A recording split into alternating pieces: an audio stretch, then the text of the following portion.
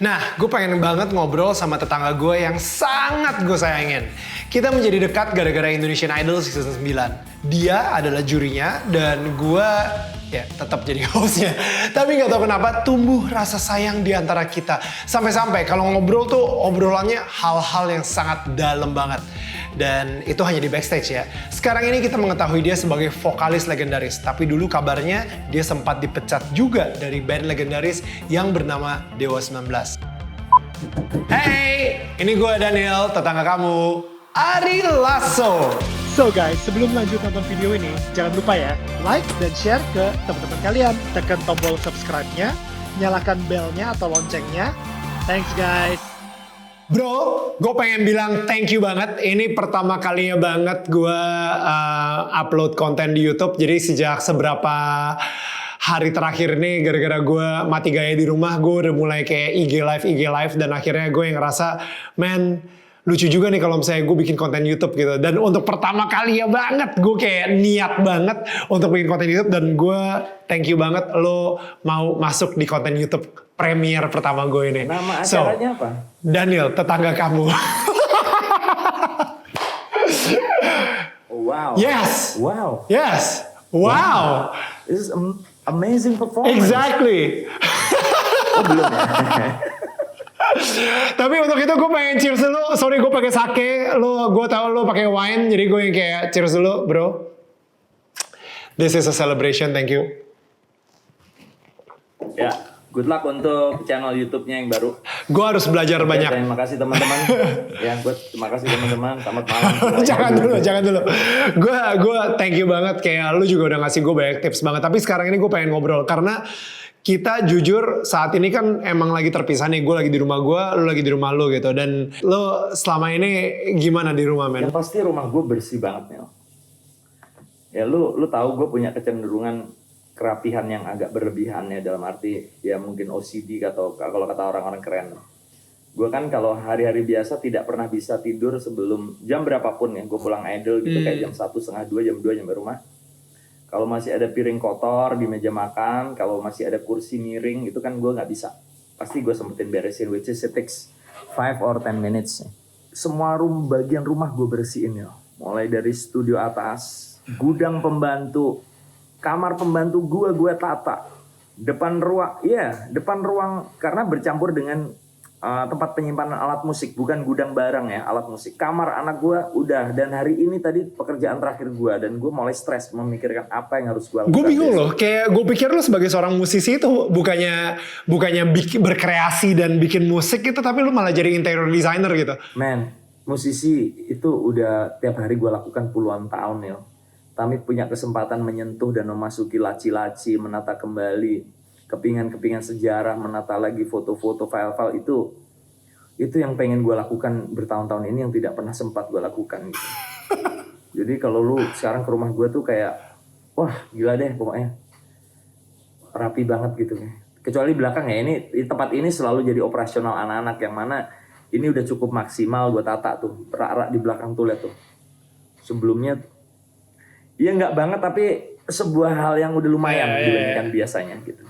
Iya, gue memang agak obses Neil sama hal-hal yang rapih. Gue selalu, gue kagum sama rumah-rumah orang bukan karena kemewahannya ya, tapi karena kayak bagaimana dia mengorganize barang-barangnya. Itu yang sering lebih gue kagumin. Itu gue lebih tergetar daripada ngelihat lu nge-host gitu. Oke, gue sebenarnya udah ngefans sama lo itu kan dari zaman lo dari lagu kangen lah gitu kan. Itu dan gue inget banget gue masih di Australia. Itu tahun berapa? Era Once itu. No. Lu tahun berapa di Melbourne? Gue di Perth dari tahun 94 sampai dari tahun 95 sampai. Kalau itu benar. Itu kita main di Melbourne tahun 96. Betul, itu kamu betul. Ya. Ya, gue bener ya. Zaman itu udah selalu ketemu sama your wife Bulis in Melbourne, no? Belum. No. Belum. Berarti yang lu tunjukin foto waktu itu bukan foto bini lu yang ini ya, bukan ya? Bini gue dari Jerman, bro. Oh iya, salah ya. Beda negara, bro. Tapi kan sama-sama bule. Abis itu dulu zamannya Wong Aksan juga masih kan, dan abis itu gue yang kayak gila men, gue fanboying banget tau gak lo, gue yang kayak sampai ya itu zaman gue kayak di garasi suka mainin lagu Kirana, gue jadi vokalis by the way, iya tapi ya gagal banget. Tapi makanya gue sampai sekarang tuh kayak setiap kali Dewa main, itu gue pasti langsung kayak liriknya pun masih hafal gitu kan. Jadi betapa bangganya lu kerja bareng sama gue di Idol ini. Iya, bangga banget. Kok kurang ajar sama gue? Karena lu nya kurang ajar sama gue ternyata. Enggak Nel. Lu dulu Nel. Yang selalu kurang ajar tuh lu dulu loh. Bro, yang muka lu, yang muka kenceng duluan tuh siapa? Lu duluan. Ya, karena lu gangguin. Gila, lu baru jadi juri Idol pertama kali dan lu yang kayak ini kenceng aja muka lu gitu kan, tapi ya anyway. Tapi gini, gue kaget banget ketika Once jadi vokalisnya Dewa 19 saat itu. Dan ada beberapa cerita tuh, lu cabut dari Dewa atau lu ditendang dari Dewa. Yang bener tuh yang mana sih? Yang bener adalah gue mau ditendang tapi gue cabut duluan, itu bener sih. Jadi gue udah mendapatkan peringatan gitu ya dari Dani atas adiksi gue gitu. Rick, kalau lu kayak gini terus gitu, sehancur apa sih? Iya parah lah. Gue pernah tidak datang manggung, bayangin. Dewa harus berwawancara dengan salah satu media terbesar saat itu, dibikinkan sebuah bundle khusus. Gue 3 hari menghilang, hari keempat doang gue baru ikut foto gitu. Jadi tidak ada sama sekali statement. Gue parah masa-masa itu. Yang salah satu terdekat di Dewa kan gue dan Dani. Jadi dia ngomong baik-baik di studio kayak, "Tapi kalau kayak gini terus, mungkin kamu bisa bernasib sama kayak Aksan loh, which is dipecat gitu ya." Ya nggak apa-apa, gue bilang. Gue tuh pengen nyelamatin badan gue dulu, gue harus rehab segala macam gitu.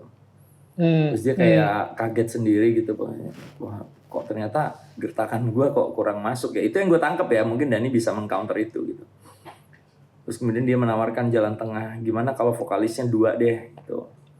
Jadi kita jalan 2. Ternyata Dani kemudian terungkap kan sekarang bahwa dia sangat tidak percaya diri kan ketika mau mulai dengan Once gitu. Bener nggak? Kemarin di Adel juga ngomong gitu. Yeah. Masa-masa terberat adalah ketika Ari Lasso meninggalkan Dewa gitu, dan harus berganti dengan vokalis baru. Nah, terus dia bilang kayak, gue tanya siapa vokalis satunya, gue bilang gitu. Ini si Once yang mana ya? Ini yang biasa main bola sama kita gitu. Coba denger dong suaranya. Dikasih contoh dengar suara Once. Ternyata Dani sudah merekam beberapa contoh suara Once gitu. Wow. Oke. Dan gue langsung kayak yes gitu. Oh. Bagus banget calon pengganti gue. Oh wow. Jadi Dewa tidak hancur ya. Saat itulah kemudian gue cabut ke Surabaya untuk menikah, untuk fokus menyembuhkan diri. Dan kemudian ternyata baru tahu bahwa diberitakan gue dipecat segala macam, sementara gue tidak pegang media sama sekali, dan waktu itu belum ada infotainment ya. Gue tidak memberikan statement apa-apa, tidak ada bantahan. Jadi yang beredar adalah bahwa Ari Lasso dipecat dari Dewa 19. Tapi kan itu kemudian sudah dibantah sama Dani. Bukan dipecat, Ari Lasso itu kabur. Gitu, pas lagi nggak sama Dewa, itu kan lu lagi masuk rehab. Ya rehab ya gitu-gitu. Dan masuk rumah sakit jiwa lah tepatnya lah.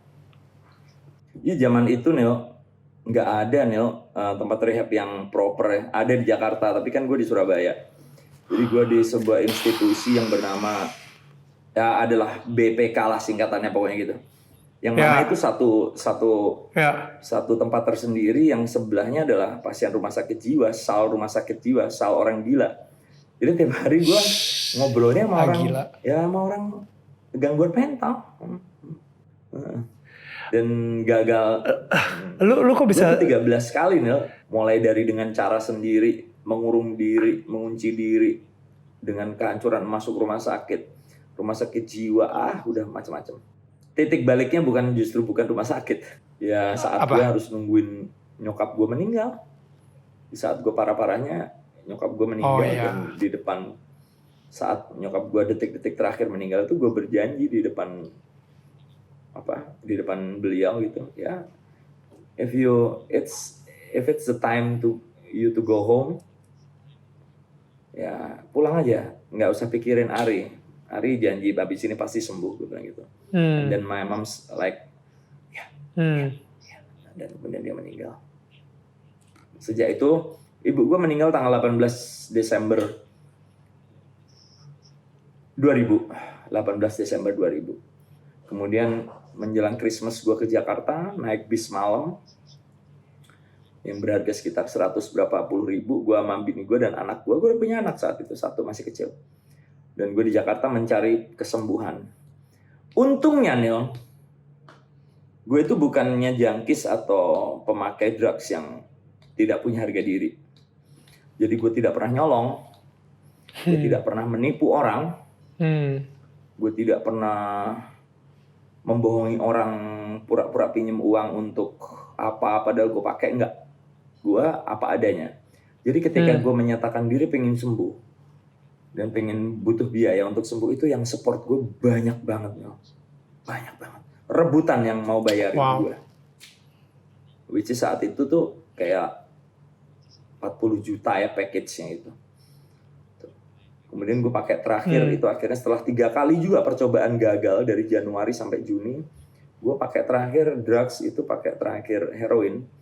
Itu tanggal 1 Juni 2001.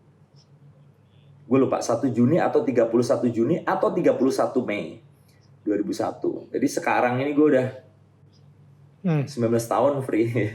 19 tahun. Totally free. I can declare. Totally free. Bukan kaleng-kaleng free-nya. Bukan kaleng-kaleng. Gila. Dan ketika gue sembuh, banyak orang yang meragukan. Gila. Itu biasa 1-2 tahun pertama. Biasa sembuh. Habis ini juga lagi. Tapi gue sembuh. Iya. Satu yang gue inget, sekali gue nyoba lagi, mending gue mati aja. Gak ada gunanya hidup kalau kayak gini. Dalam hati gue selalu gue tanamin itu. Godaan itu pasti masih ada dong. Jadi ternyata, ini sharing untuk teman-teman ya, yang mungkin punya teman, punya keluarga, atau punya saudara yang masih terjerembab dalam. Memang kita harus bikin sistem. Niat saja tidak cukup. Bahkan spiritualitas saja tidak cukup. You have to have a system. Gue bikin sistem. Gue mau ditemenin orang yang terpercaya, yang bisa menghalangi gue. Dan gue mau dijaga 24 jam. Tapi di saat itu juga kasih gue banyak kerjaan. Kasih gue rekaman sehingga gue lupa. Jadi rumah apartemen gue itu dijaga ketat. Tidur sama gue, salah satu seseorang yang kita sewa, manajemen kita dan label kita sewa. Orang khusus untuk menjaga. Tapi memang saat itu gue udah pengen sembuh gitu loh. Gitu. Akhirnya ya masa berat seminggu ya gue gak bisa tidur, gue muntah-muntah setiap hari. Akhirnya terbebas lah gue. Gila. By the way gue kok agak keren gini ya. Gak ganteng lah, kok. Dibandingin kemarin yang ubah dan semua gitu isinya. Gara-gara di rumah aja ya. Gak bisa keluar kemana-mana, gak sempet semir. Nah, lu sestress apa sih sebenarnya sama si COVID-19 ini? Gue sebenarnya adalah orang rumahan. Lu tahu. Banyak fans gue juga sangat tahu bahwa Ari Lasso is a family man. Ada orang yang di rumah gue, lu tahu gue nggak dugem, ya. Lu tahu gue nggak gaul sama artis. Gue lebih suka di rumah dengan koleksi-koleksi gue, bersih-bersih rumah, main-main sama anak gue, ngapa-ngapain di rumah. Kantor pun bahkan di rumah, studio pun di rumah. Tetapi gue juga pernah ngalamin kok. Seminggu di rumah, sebulan di rumah, bahkan 9 bulan di rumah nggak nyanyi. Gue pernah ngalamin. Tapi saat itu gue nggak stres. Karena kita mengosongkan waktu khusus untuk sesuatu. Yang mana ada endingnya, ya nggak? Gue 2 minggu mau break, gue mau istirahat, gue mau olahraga. Minggu ketiga, kita hajar lagi manggung. Oke? Dan itu diatur. Ini kan tiba-tiba semua stop ya. Dan yang jadi parah... Semua postpone. Yang jadi parah itu kan ketika... Ini kapan sih selesainya dan... Endingnya kayak apa sih? Itu sih yang bikin gue stres sebenarnya. Itu yang bikin gue stres. Gak ada certainty. Kita nggak tahu kapan ini selesai gitu. Enggak, tapi lu tahu dong. Ya oke, emang kita nggak tahu kapan ini selesai. Tapi sebenarnya kalau misalnya kita pikir-pikir gitu ya, kayak banyak di luar sana yang pekerja full timer dan akhirnya mereka di-cut karena emang perusahaannya udah gak kuat untuk bayar gaji mereka.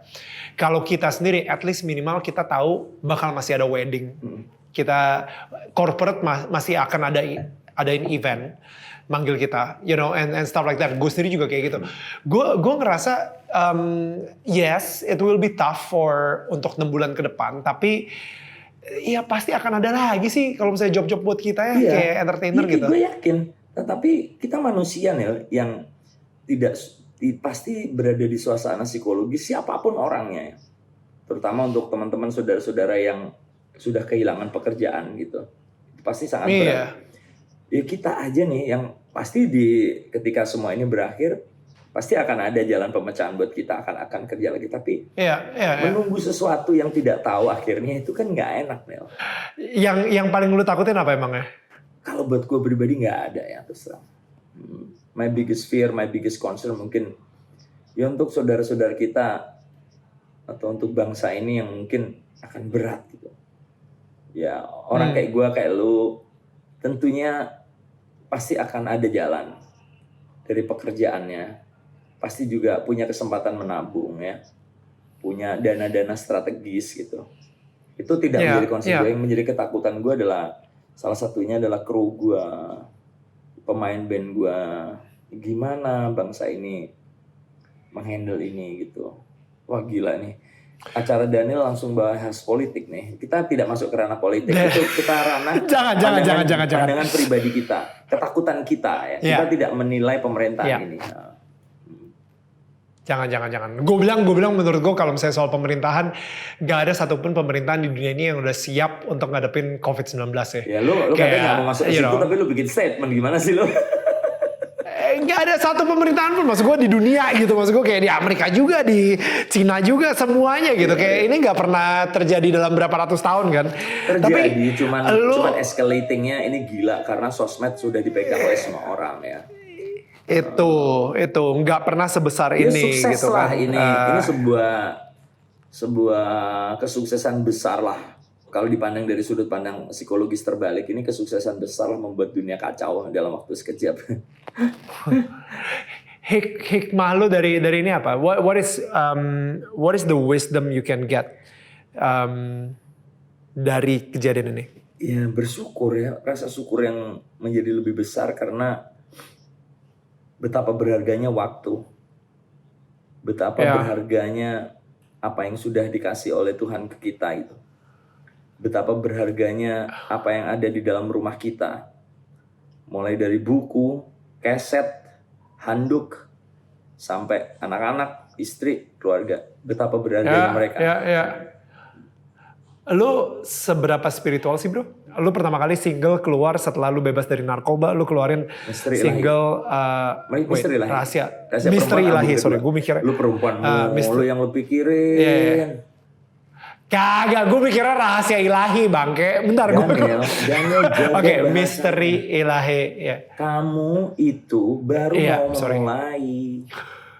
Jangan pakai bahasa-bahasa seperti itu. Jangan pakai kata-kata bangke, bangsa, tai. Iya. Siap. Oke, tapi gini, how spiritual are you? Like, gue tidak malu. Oke. Misteri Ilahi. Gue tidak malu mengakui bahwa gue bukan orang yang tekun beribadah ke gereja. Selain karena, by the way hidung gue gede.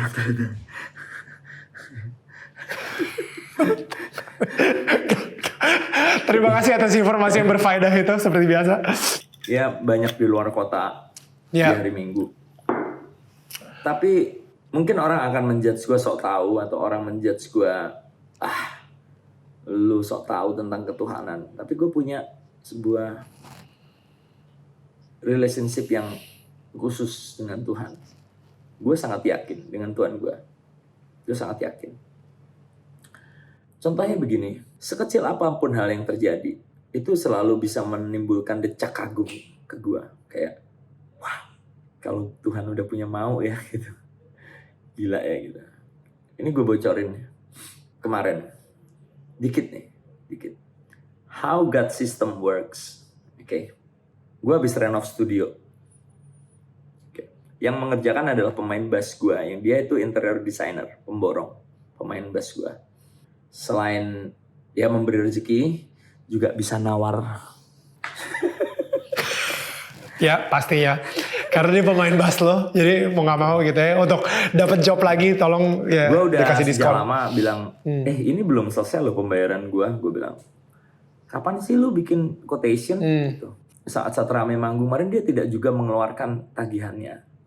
Nanti kalau nggak percaya gue bocorin deh WhatsApp-nya. Kita nggak bisa buka WhatsApp sekarang. Oke. Terus kemudian dia WA gue jam 2 siang kemarin. Kemarin. Nah. Dia kayak, bos, ini quotation-nya, ini perinciannya. Bayar separuh aja dulu nggak apa-apa. Tapi aku minta maaf kalau mungkin kondisinya sedang tidak pas. No, apa gitu. Aku akan bayar. Kamu butuh berapa? Separuh aja. Sebutlah angka 10 ya. Sebutlah angka 10. Oke, siang ini gue transfer. Jam 2 siang gue transfer. And then malam seperti biasa ketika beres-beres rumah udah selesai, dengerin musik udah selesai, saatnya membuka email ya. Email gue pekerjaan.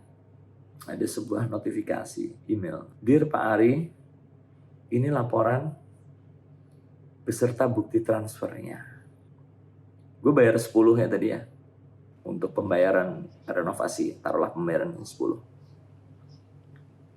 Kalau gue ditransfer 25, 35, atau even cuma 2 atau 100, ya biasa buat gue. Ini gue ditransfer sejumlah 10.800 taruhlah begitu. Sedemikian dekat angkanya. You know what I mean? Ya. Sesuatu yang gue keluarkan karena haknya orang. Langsung di... Padahal gue tidak tahu bahwa di tanggal-tanggal itulah sebenarnya memang gue menerima penghasilan ekstra gue di bisnis gue yang lain. Yang laporan keuangannya itu is like 3 bulan sekali gitu. Dan itu dibayarkan di hari yang sama ketika gue membayar 25 juta. 10 tadi ibaratkan. Itu gue kayak langsung. That's amazing. Nah, itu tidak gue pandang sebagai sebuah kebetulan ya. Itu gue pandang sebagai God management. Kayak Tuhan lagi Dia mengatur hidup gue. Dia mengatur. Gue tahu banget lu butuhnya apa. Nih, gue kasih thank you udah menyayangi anak gue yang satu lagi. Yang dibutuhkan oleh orang.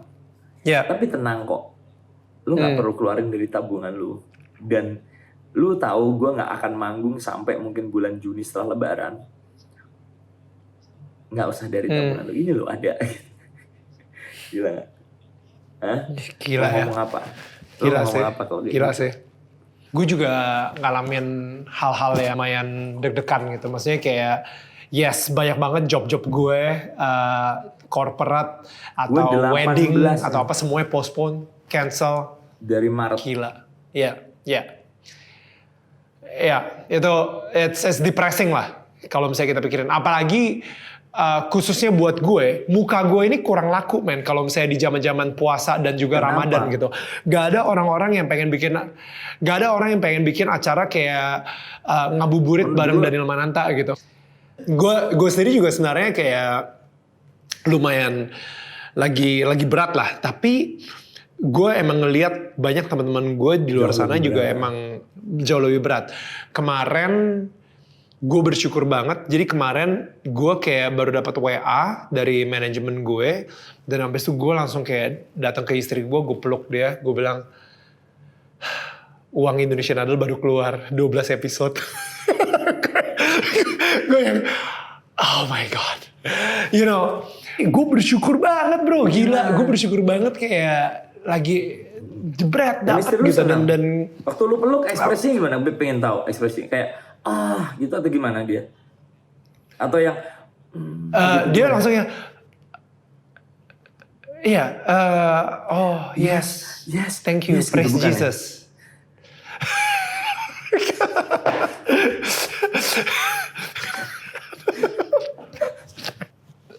Oke, Actually, mungkin gak banyak orang yang tahu ini. Lu sempat jadi coach di The Voice, ya kan?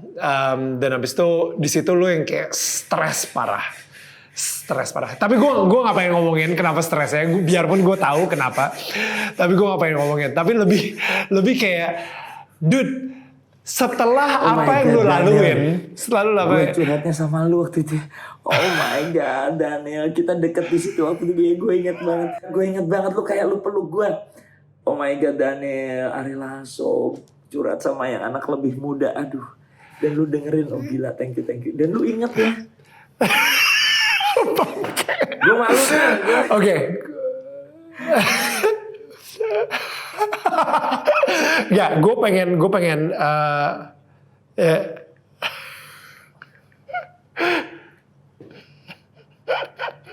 Oh my god, you still keep it. Yes. Lu gue kok jadi so Inggris gini sih nih. Gak tau lu so bule mendadak. Ya karena sahabat gue satu-satunya kan orang bule.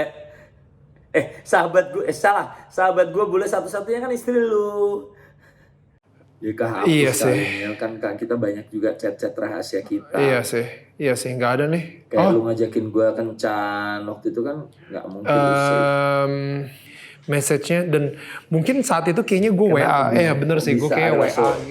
But anyway, itu lagi saat parah-parahnya lu banget gitu. Dan gue bingung sih. Gue butuh tahu what mistakes have you done. Oke, kesalahan-kesalahan apa yang harusnya gue itu saat itu ketika 2015 pas lagi The Voice itu lu lagi ngalamin midlife crisis atau gimana? Maksud gue, how did you manage to make the same mistake, man? Bentar ya. Maksud gue setelah narkoba itu parah banget dan habis itu kayak yang 2015, bukan narkoba tapi a different kind of, addiction in a way gitu ya. Gue harus belajar dari lu, man. Maksudnya kayak gue takutnya. Gini. Gue harus nanya banget gitu. Lu gak usah korek gue cerita. Oke. Karena kalau lu korek bahaya. Di dalam doa-doa gue malam, yang penuh dengan ucapan syukur, selama kebangkitan gue sama Resurrection dari 2001 sampai 2015, semuanya terlalu smooth.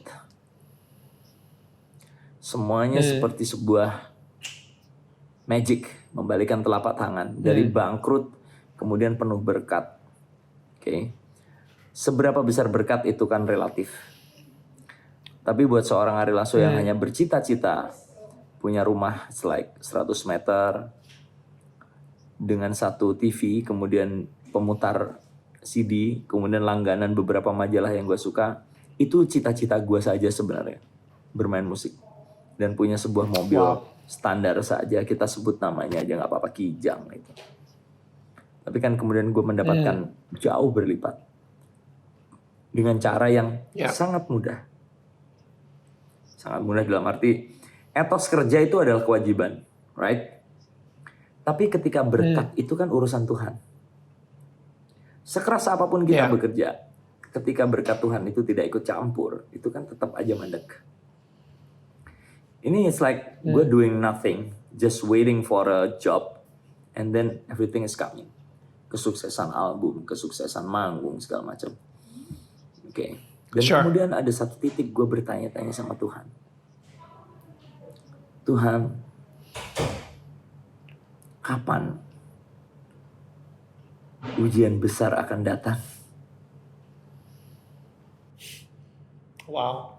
Akankah ujian besar itu akan datang lagi dalam hidupku? Di dalam perjalanan kesuksesan itu tentunya gue juga bikin banyak kesalahan. Ya, I'm only human, flesh and blood. Of course. Ada 3 hal ya. Ya gue buka aja, ini baru pertama nih gue ceritain. Eksklusif buat lu. Maiku Daniel tersayang. Thank you. Terbenci. My love and hate relationship. I love you. I hate you too. Jadi yes. semua dari eksternalnya. Klimaksnya. Mungkin gue membuat kesalahan yang bertumpuk-tumpuk. Tapi ketika masalah itu datang, semuanya adalah eksternal. Yes. It's like, susah gue nyeritainnya. Intinya, apa yang sudah gue bangun selama 15-16 tahun itu terancam hilang semuanya. Paham? Even Gini. semua karir lo. Oke. Karir mungkin enggak. Tapi apa yang gue bangun semuanya. Jadi ini ada sebuah kesalahan bisnis yang dibuat bukan gue. Sebuah kesalahan fatal yang mengancam seluruh yang gue milikin. Sehingga mengguncang stabilitas di dalam rumah tangga gue. Paham? Jeez, man. Ya. Dan itu yang membuat gue stres adalah gue bukan tipe orang yang menyalahkan orang lain. Ya. Yang bikin gue stres adalah oh my god. Ini orang lain yang salah gitu. Which is eksternal gue gitu. Oke.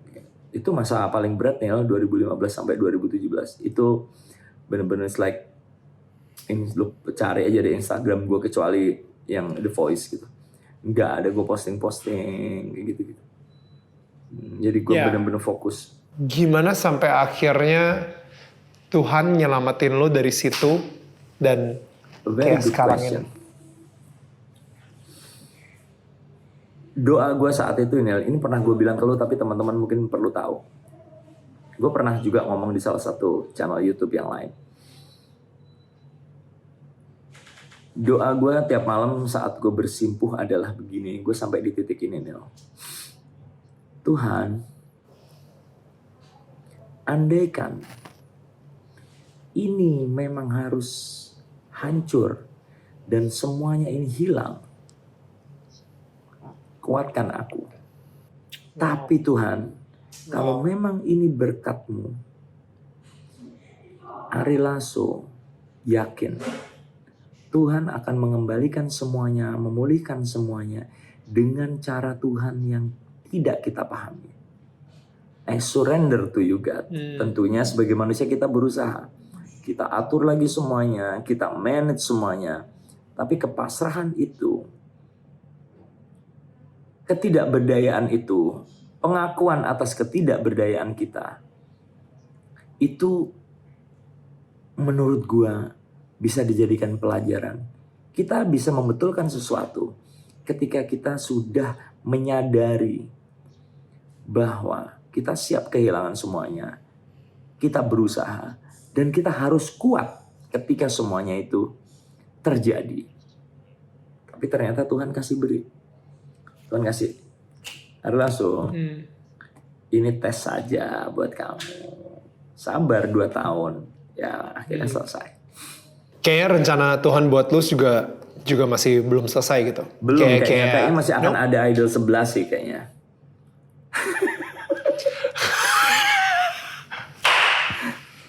Gue seneng nih ngobrol gini. Sebenarnya. Gue seneng ngobrol gini. Deep talk.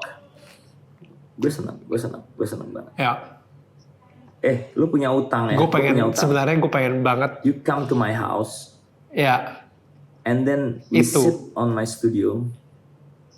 Sit on the floor. Sitting on the floor. And we talk a lot. Oke? Sekarang malam ini gue tidak pengen korek apapun tentang lu. Lu boleh korek apapun dan gue terbuka. Ya, thank you. Someday, you will come to my house.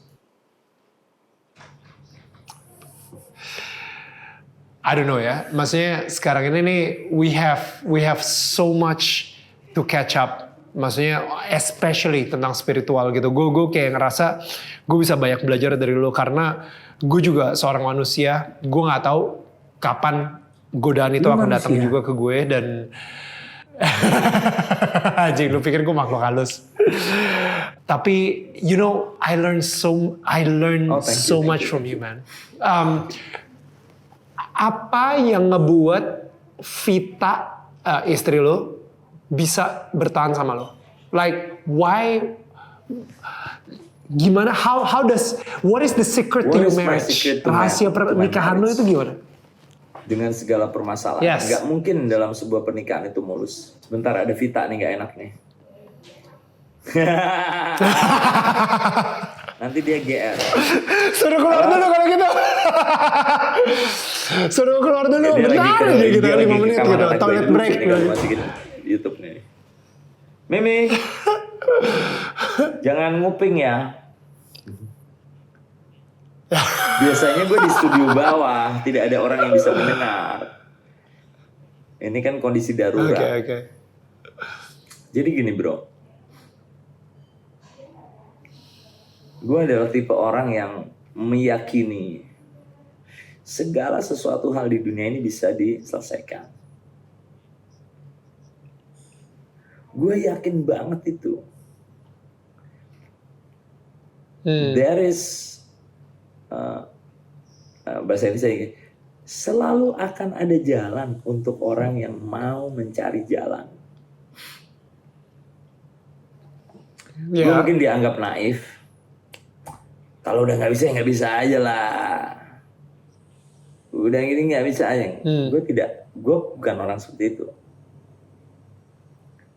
Di dalam sebuah hubungan antar manusia, apalagi antar keluarga, antar rumah tangga, dimanapun, itu kan ada kata maaf, ada kata pengampunan, ada kata perbaikan, ada kata masa depan, ada kata harapan.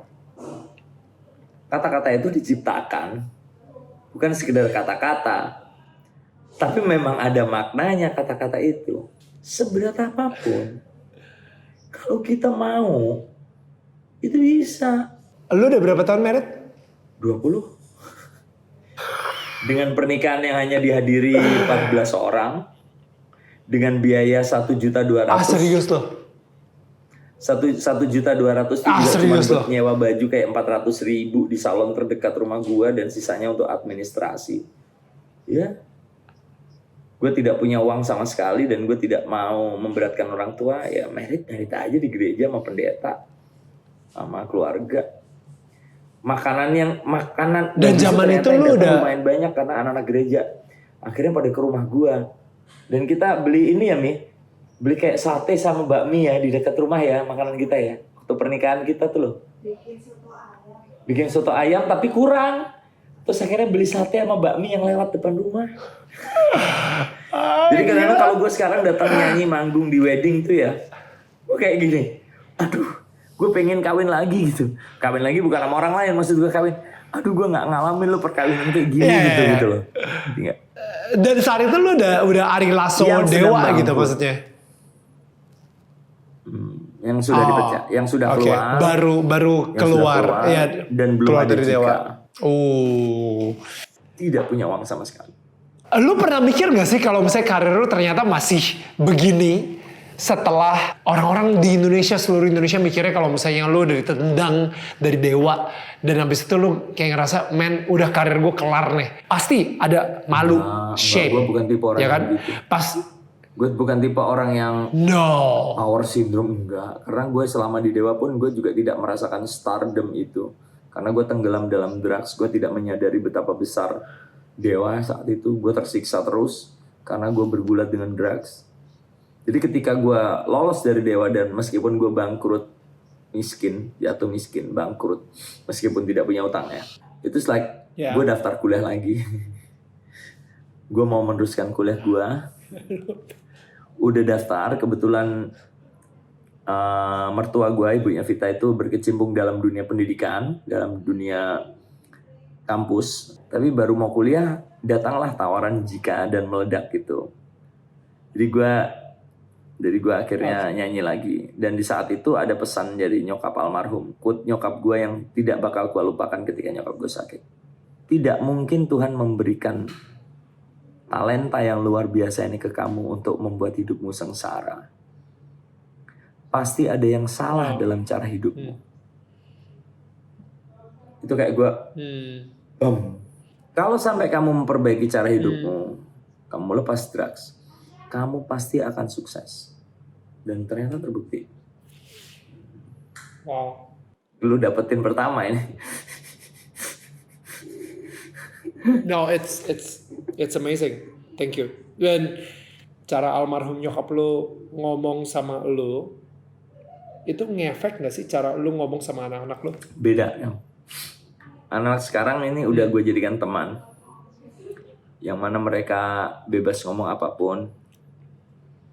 Gue menjadikan mereka sahabat, sekaligus anak, sekaligus teman main, teman bercanda gitu. Lu punya 3 anak? 2 anak? Gue gak yakin gitu. Mungkin lu 4 anak. Wait, like 4 anak? Lu punya 4 5 anak? meninggal 1. Lu punya 5 anak tapi meninggal 1? Anak kedua meninggal di dalam kandungan usia 7 bulan. Oh my god. What happened? Dari bulan ke-3 atau bulan ke-4 gue lupa, bini gue kena placenta previa yang mengharuskan dia harus bed rest, pendarahan tiap hari sampai akhirnya si bayi tidak bisa bertahan. Udah sempet lu namain? Dinamain nama kakaknya, si Ola yang namain.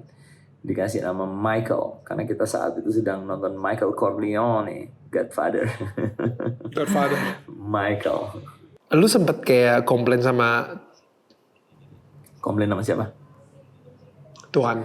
Oh my god, Daniel, itu bukan Ari Lasso. Ari Lasso never complain to God. Nggak pernah dalam kamus gua. Jangankan Tuhan, orang lain enggak. Kalaupun orang lain berbuat salah sama gua akan langsung balik ke diri gua. Kenapa ya gua ya kok sampai orang itu tega gitu ke gua? So, anak kedua lu meninggal di dalam kandungan? Tanggal 25 Juni 2002. Ingat tanggalnya. Oke. Anak ketiga gua, Audra Anandira Lasso, lahir di tanggal yang sama, 25 Juni 2003, dan tanpa rencana, tanpa sesar, lahir normal di tanggal yang sama. Dan itu gue sadari bukan saat itu karena udah agak lupa lahirnya Michael. Gue sadari ketika gue mengurus surat kelahiran, dan tentunya di atasnya ada surat kematian anak gue yang lama dong. Tanggalnya sama. God. Gila. Mungkin yang perlu gue sampaikan bahwa terlepas dari perbedaan umur kita punya banyak kesamaan dalam memandang hal. Terlepas dari beranteman kita, kekesalan gue kadang sama lu. Tapi ketika kita duduk sebagai dua lelaki pria dewasa, itu salah satu yang punya pemahaman mendalam terhadap sebuah permasalahan secara holistik. Itu loh. Pecah sih. Anjir. Ini keluar dari mulut seseorang yang gue ngefans parah tahun 95 gitu. Oh, tahun 95. Tahun 95 bro. Sekarang? Masih ngefans banget. Tapi kenapa Ari kurang Lasso. aja? Juicy.